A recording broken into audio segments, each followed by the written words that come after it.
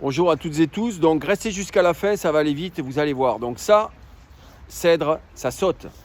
Tous ces magnifiques platanes derrière moi, regardez, il y en a énormément. Hop, hop, ça saute. Ce magnifique hêtre derrière moi, regardez la majestuosité du truc. Voilà, à peu près âgé de 80 ans, ça saute. Bonjour à toutes et tous, donc vous voyez tous les arbres que je vous ai montrés pour commencer là, tous ces arbres, le hêtre, le cèdre, les platanes qui sont à nouveau derrière moi, eh bien en fait vous allez comprendre pourquoi ils vont sauter très certainement si on ne fait rien. Et surtout on va vous dire où on est. On peut commencer avec Angela du GNSA. Oui, bonjour. Alors nous sommes à la Vallée aux Renards, c'est un quartier en fait dit populaire, oui c'est un quartier populaire de l'Haye-les-Roses. Donc nous sommes dans ce quartier puisqu'il y a un projet de la mairie et du bailleur social, Val-Office, de réhabiliter, justement de ne pas réhabiliter, de détruire des bâtiments au détriment encore une fois d'arbres qui vont être abattus, dont les platanes derrière.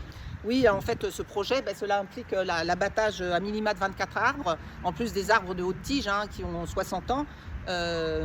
Et sur les 32 actuels, sur cette parcelle, en plus, comme l'a déjà dit Thomas, voilà, il y a l'être pourpre là-bas à l'angle de la rue Marc-Sangnier, il y a tous les massifs arborés, il y a encore plein d'autres arbres là qui longent les bâtiments qui vont être détruits.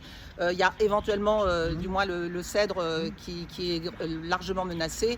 Donc voilà, ça c'est vraiment tout l'impact environnemental sur ce quartier que va subir ce quartier. Ok, super. On rentre plus en profondeur dans le dossier. Excuse-moi, j'ai oublié ton prénom. Denis. Denis. Alors Denis va vous expliquer pourquoi ça va être fait ici.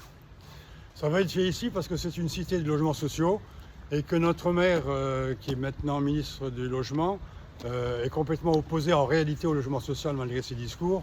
Il veut d'ailleurs faire à peu près 5000 logements sur notre ville d'ici 2040, alors que le SDRIF en demande 2500. Donc c'est une surdensification manifeste. Et cette cité n'a absolument pas besoin d'être densifiée. D'ailleurs, Val-Office a déjà construit 90 logements en surélévation de bâtiments actuels.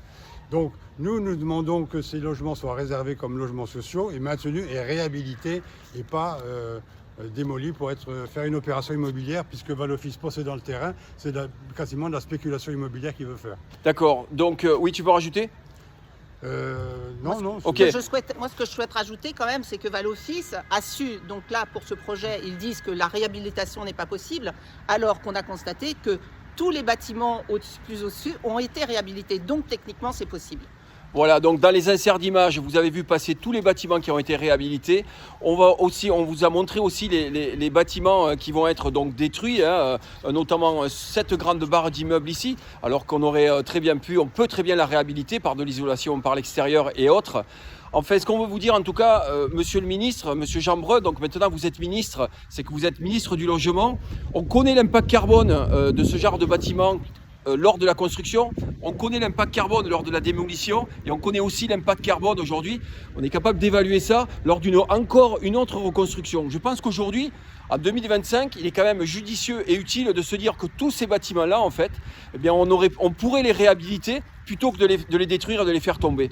Je pense que l'urgence climatique est là et je pense qu'il est vraiment temps d'en prendre conscience. Donc on reste connecté avec l'association de la Haye-les-Roses, avec le GNSA de la Haye-les-Roses et l'association Aludé. Et l'association Aludé, et on vous tient au courant de ce qui va en être. Et monsieur le ministre, on vous tend la main une fois de plus, regardez, pour essayer de rentrer en contact avec vous et d'avoir une forme de dialogue, s'il vous plaît, quoi. Merci, bonne journée, au revoir.